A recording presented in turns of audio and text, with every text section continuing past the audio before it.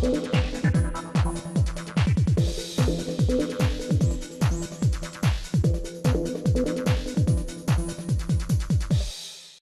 众朋友们，大家好，欢迎收看本期的对话好莱坞，我是主持人蓝天。那今天呢，来到我们的节目当中，是一位来自 Zimbabwe 的非洲公主。没有，她还有另外一个头衔，那就是我们非常有国际范儿的非洲导演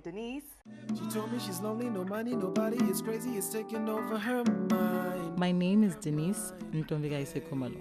Zimbabwe is my home, and after living in America for 6 years, I decided to go back to my home country and shoot a documentary in order to show people what Africa actually looks like through my eyes. Trying to make it up, but everything goes wrong. I just wanted to learn more about me and my people and where I'm from. Take me to a place where I belong. I just had to. Take me home, take me home, take me home, 'cause that's the only place I know I belong. Some say I've become too Americanized. Not everyone is thrilled with my new attitude and free spirit. I think you've changed in the way that you respond to the parents. Then suddenly you come with this uncombed hair sometimes. You're not traditional at all. Your complete disregard for the traditions. There is nothing that is as important as knowing who you are. I am not just an African woman. I'm a Zimbabwean, Ndebele, and a Khumalo. Know I belong. Take me home, take me home, take me home, 'cause that's the only place I know I belong. Hi, welcome to our show. Can you please introduce our audience? Hi, my name is Denise Khumalo, and I'm the writer-director of the documentary Khayalami. So tell us, how did you get into the directing field? I got into directing when I first moved to LA. I went to a film school, and the master's degree was filmmaking, and the concentration was in directing. So it taught us how to write, edit, and direct your own scripts. So that's when I really got into it. So where did you originally come from? Well, I was born and raised in Zimbabwe, in the capital city, Harare, and I left when I was 18, and then I moved to America. So I've been here for at least 8 years now. Oh, wow. So what made you want to pursue this field? Honestly, my mom was in radio and TV in Zimbabwe. We only have one TV station. No way. I swear. Is that the national TV station? National TV station at ZBC, which is Zimbabwe Broadcasting Corporation. Right. That's the only one we had. Wow. And it's run by the government? Yes, Oh, it I is. see. So my mom had been doing radio, she had been doing TV, and I was around it since I was a little baby. Right. And so it just got into me. I don't know how, but because I was surrounded by it, I think I got bit by the bug. And so once I graduated from high school, my parents said it would be a good idea for you to do TV. And I was like, okay, you know what? I think I can do film. And so I remember a story you were telling me saying that your mom will be, reporting news, and you'll be playing under the desk.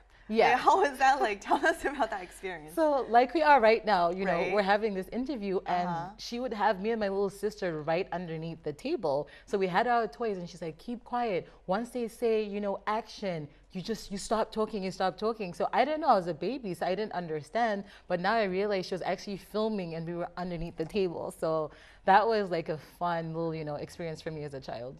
So growing up, you were surrounded by TV production crews, film crews. And when you grew up, your parents were like, you should pursue your dream, right? Yeah, my parents said that they saw something in me that they knew I had to do. Because, I was 18, I was a teenager. I'm like, I don't want to go to college. Do I really need to go to college? Let me stay in Zimbabwe and be with my friends. I don't want to leave my friends and my family. So the thought of leaving Zimbabwe and going all the way to America by myself, I wasn't excited about that. Because I knew I'd only go home for Christmas. And, I'm a family person. I love my family. So not being around my family for that long, that was a hard decision. But I trust my parents, and if they saw something in me, I said, okay, you know what, let me at least get my degree. If I don't like it, I can always come back. But ever since, I've just been getting more degrees and just working more in film. So they were actually right. So they saw that there's something in you, you're charismatic, you're really good with people. So they're like, yeah, you should come to America and study film, right? Yeah, they did. And the thing is, when you're young, you don't want to listen to your parents. That's I'm like, true. you don't know me. I'm like, you don't know me.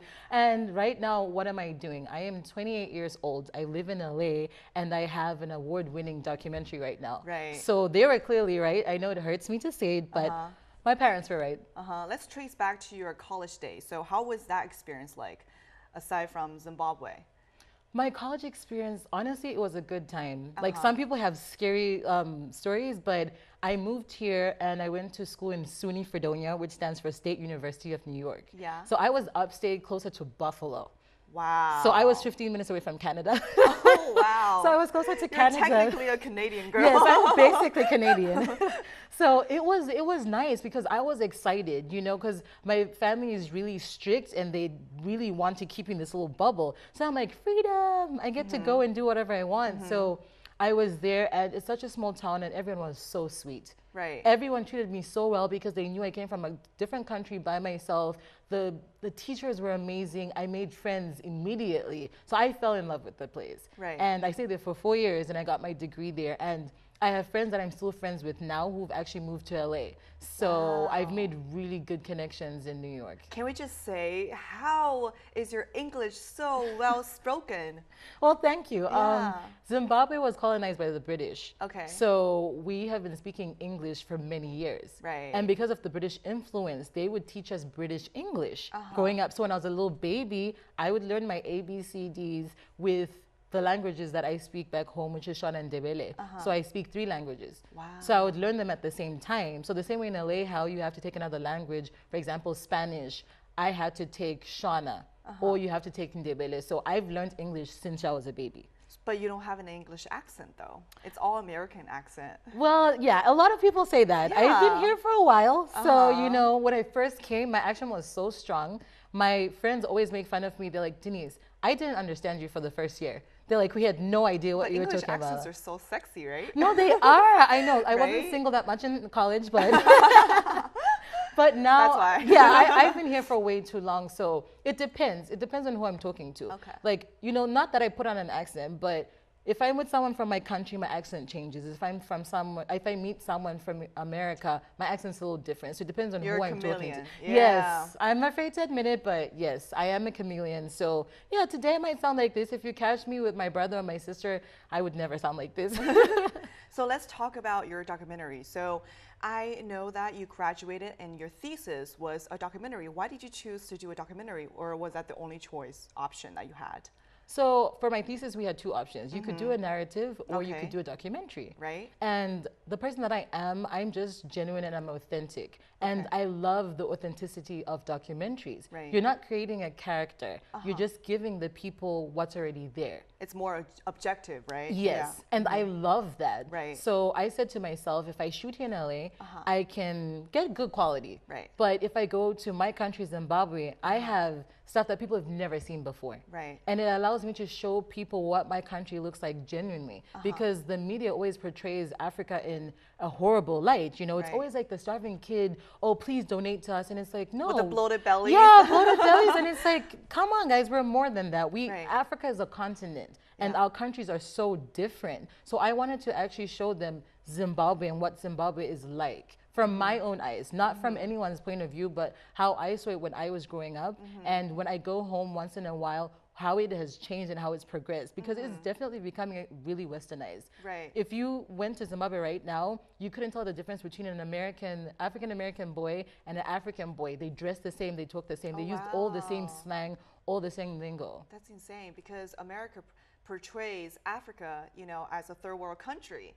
And, you know, the way we still see it is, you know, how you portray it, how you describe, you know, bloated bellies and, you know, please donation.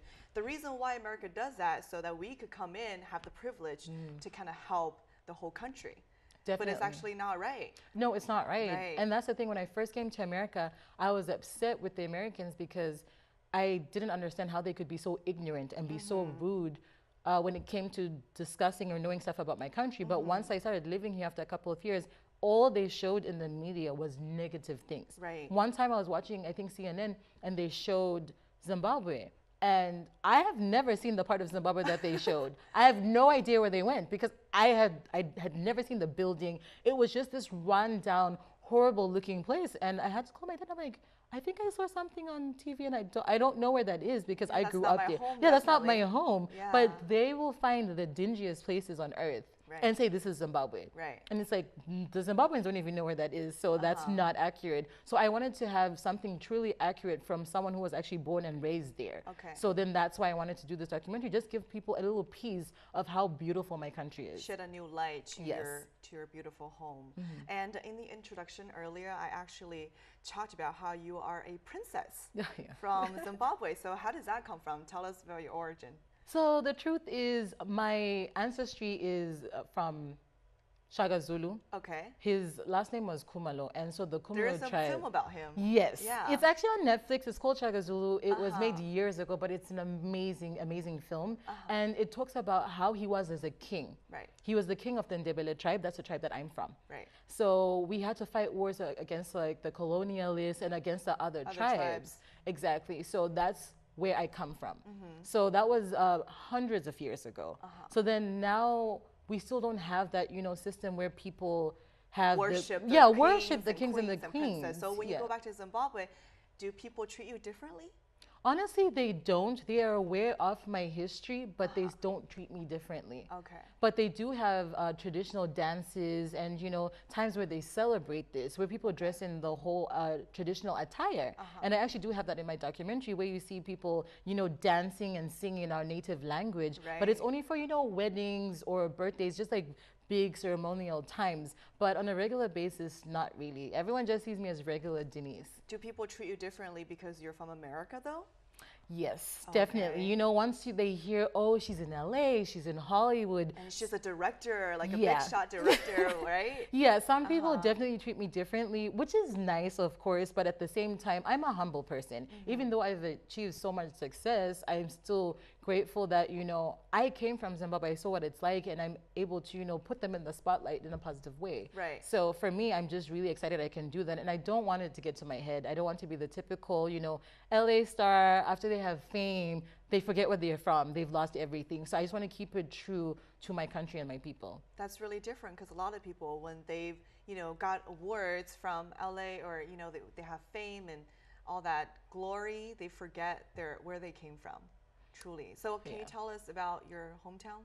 Well, my hometown is Harare, Zimbabwe, and my parents are just the most loving parents I've ever had. They just, take care of you, and that's why I am who I am today, because they showed me that anything can be taken away from you at any time. So you need to be grateful, you need to be humble, and, pay your dues where, they're due. And they just showed me that you can achieve everything.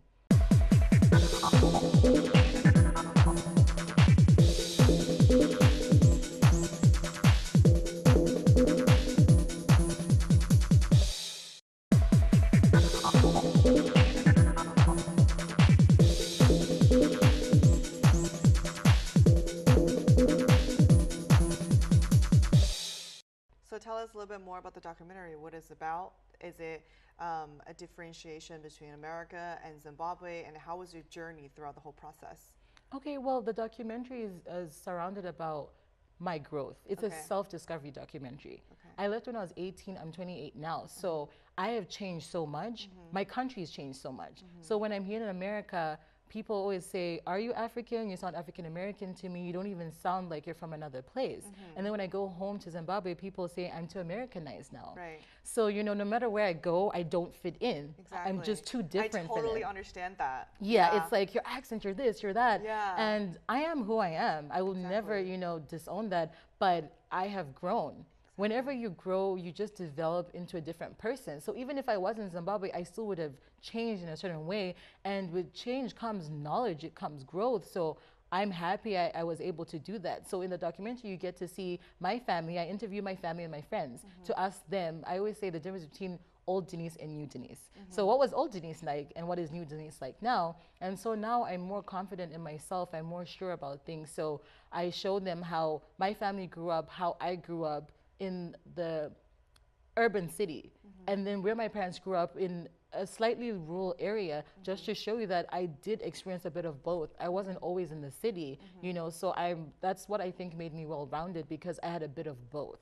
you know, because in the city we were so used to having everything, and then every summer my parents would take us to go visit our relatives, and we'll play outside with, like, you know, like the horses, the donkeys, and the cows and everything. And that was so much fun, because it let me know that I had family that, you know, really cared for me, because they were so wise, because they had experienced so much. So it definitely shaped me into the person that I am. You really get to see everything. So what did you discover through this journey? The one most important thing that you feel that was the most drastic change in your life? That's a good question. The one thing I definitely found out is I am happy with who I am right now. Yeah. Because a lot of people were trying to define who I am. Right. Are you this? Are you that? Right. And that's when I realized I don't need anyone to tell me who I am. I'm happy with me. Because a lot of people in Zimbabwe don't really know what a director is. They kind of have an idea, but they don't really get it. They're like, wait, you're a woman and you're a director? Blows their minds. Yeah. They have no clue what. So sometimes I have to really explain what I do. So just to see a female in this position is amazing. A lot of people say you're an actress. I'm like, no, I'm not an actress. I'm a director. They're like, so you direct the actresses? I'm like, yes, that's what I do. So it just taught me to just believe in myself and just to be proud of who I am and to see the growth that I had, because I had a moment when I was shy and I was quiet, but then now I'm very outspoken. And my sister definitely mentions that in the documentary. She's like, you're a little too outspoken, but that's just who I am, because now I'm confident with who I am. It's just, it's hard growing up, especially for kids right now. There's a lot of bullying and the social media. So I'm happy I was able to grow up and mature in a time when you weren't under a microscope over everything, posting on social media every single day. So I appreciated that. Because America is actually like a melting pot. Yeah. You know, it accepts people from all different cultures, and it gives you freedom. And you know, when I was little, I was actually really shy too. But when I came to America, I realized that, you know, it kind of had a little effect on my personality. I became more charismatic, more outspoken. So you would say there's still a little bit of discrimination in Zimbabwe towards women in general? Would you say that? Oh, definitely. Definitely? Yes, Still? it's a male-dominated place. They still don't see women as some, you know, being in a position as a director or a producer or something like that, right? Yeah, it doesn't even matter what field it is. Right. A woman is just It's just never. like the higher level, you can never reach that. Yeah, it's not like they try to bring you down, but a lot of people are stuck by their ways. It's Right. our great grandparents who, the men were the head of the house and the women just cooked and they just cleaned. It's still like that? Some people believe in that, not everyone, but you know, some people still do. Right. That's why if you go to the South, there's still a lot of racism. There's racism everywhere, but there's some states in America that still have lynching, which Right. is insane, but Right. it's still there and it's 2016. Yeah. So I'm not saying everyone in Zimbabwe believes that, but it's male dominated. So it's a lot of men owning the businesses, and then you have the wives helping them out. But to have a female in charge, that is still rare, but it does exist. So that's why for me, a lot of people are saying thank you so much for at least putting Zimbabwe out there, because everyone knows about South Africa, they know about Nigeria, but not a lot of people know about Zimbabwe. So that's why I'm taking it upon myself to really get women in the forefront for this for once. So you mentioned that there's a lot of similarities between the States and Zimbabwe, right? Because Zimbabwe is pretty much westernized, but what's the biggest difference between the two countries? I would say the biggest difference is that Zimbabweans stay true to their culture. Okay. That's the thing. We have a long history of the Shona and Ndebele tribe. Those are the two tribes in my country. And we still believe in all the practices that we have, the norms and the values, you know. So for example, when you're around elders, you make sure you take off your hat, you greet everyone. You're still very polite. But here in America, I've seen, you know, Like kids talking back to their parents. talking back to their parents, and I look at them and I'm like, my parents would never allow that to Exactly. happen, you know. So there's still certain rules up to this day that I have to follow, whether I'm in America or not. Like I still have to, you know. My parents make sure that happens, and I'm Roman Catholic, so my mom will ask me, "Did you go to church today?" I'm like, "No, I'm too tired." She's like, "Well, if you don't go to church, God will take away your blessings." It's like, oh, okay. So I guess I'll go to church today. Right. So she's always showing me that, you know, you should never stop being thankful for the stuff that you have. So it definitely, the culture is one thing that I see. The Americans sometimes are just not grateful for what they have. You know, I see 10-year-olds with iPhone 6s and they're Right. 10. Right. And a lot of people back home in my time, we didn't have cell phones at 10 years old. So, you know, they are given a lot, and I feel like they don't have to work as hard as we had to back in the day. You know, we really had to earn it. But now if you have the money or a credit card, you can just buy anything. That's capitalism.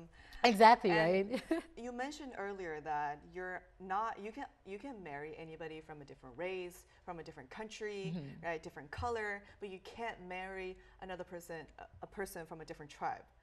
How is that like? That's another tradition that you have to follow, right? Yeah, that's a tradition that I've known about for a very long time. So the Shona and the Ndebele are two tribes that fought a long time ago, and they killed each other. So because of that, my family will not allow me to marry the other tribe. They'll disown you if you do. Disown me, yes. That's insane. Yeah, up to this day, it cannot happen. Like Especially you've seen stuff in America, right? Like you've been so open-minded, you've accepted all this education, and you come back to this tradition. Like, how do you feel about that? It's really tough for me because I didn't know that there was so many options. So that's what I like about America. It tells you that there's more options. When I was in my country, I didn't know I could achieve so much. Yeah. I was always like told this is all you can achieve, but then now it's like, oh no, you can do whatever you want. You can, if you believe it, you can do it. So being told that I can't marry someone because of an old history and old bad blood, to me that doesn't make sense. So I don't believe in it. I believe if you love someone and you care about them, it doesn't matter, you should marry them. Interracial marriage is amazing. I think they have gorgeous babies. So I'm not going to stop because my family feels that way, but it's something I have to consider. If I did, I have to respect. If I did meet someone, I would have to know that that would cause a lot of tension between my family. And I love my family so much. It would be hard to have the love of your life and then your family separate. You know, it needs to be together. But luckily in America, there are not a lot of Shona people I've met, so I think I'm fine on that. I think I'm okay. So let's talk more about your directing journey. So how is that like? Now you're living in LA, and what's your daily life looking like? Well, living in LA is definitely amazing. You know, there's pros and cons, but for me, the directing life has been up and down. I have shot my documentary and I've definitely been promoting it, and you know, it's been doing very well. But then now I want to take a different route and I want to write a TV pilot. Oh, wow. Yeah, because I've done documentaries for a while, so now it's time to try something new. I like challenging myself. So I actually want to write a TV pilot because I love comedy. I love stuff that makes you laugh. It's either I'm really serious and deep or I'm cracking up all the time. So I want to write something really funny and just enjoyable, and I want it to be for women as well. So something similar to Girls. It's not going to be like Girls, but you know, something where when you watch it, it's like that's us. That's woman exactly power, right? Women power. This is exactly what we do. So I'm thinking of definitely going down that route as well, just to expand, you know, my horizons and just try something different right now. So besides this TV pilot that you're writing, what other new works that you're looking into right now? Well, I'm actually working on a feature and a couple of short films. Oh, wow. So I'm directing some, I'm producing some, because I like doing everything. I like juggling everything, because if you do one thing all the time, it becomes monotonous. So I like switching it up. So I'm constantly on set. So for example, tomorrow I'm actually going to be on set as well. Yeah. Wow. So how do your parents think about this whole new life that you've got? Oh, they love it. They're so proud. They're so supportive. And they're actually coming home to see me for Christmas. Because I'm so busy and I'm going up and down. So they're coming to see me. But honestly, they're really, really proud because they saw how much work I put into it. Because writing the documentary and actually shooting it and getting it ready took 1.5 years. So that took a really long time. So the blood, sweat, and tears finally paid off. So they're so happy for me. So they think I'm going to be the next Lupita. I'm like, you know, Lupita is an actress. Like, yes, but you're going to be her. I'm like, okay. So they're so, you're so proud. beautiful. You can definitely get into that. You know, there's no problem. Yeah, like I went to acting school actually. Oh. I did it for 1 year just because I wanted to understand All actors. aspects. Yeah, all Of the aspects. films, right? Yeah. So you know how to direct them. You know what they're thinking. I wanted to have the same Mindset. mindset and to have the same lingo so that we could really connect, because a lot of time the directors just tell them what to do and you don't connect with them.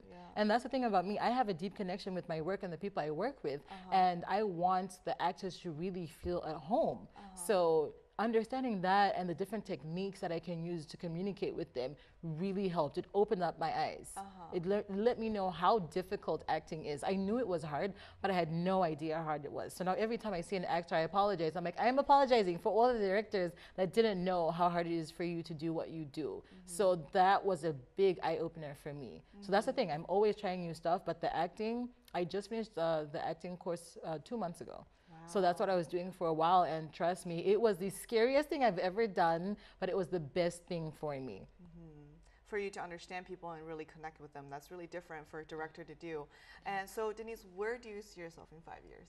Honestly, in 5 years, I just see myself being truly happy, having my own production company and being able to help other people like me. Whether you're from Africa or anywhere else, I just want you to be able to come to me. I can help you get to where I am as well.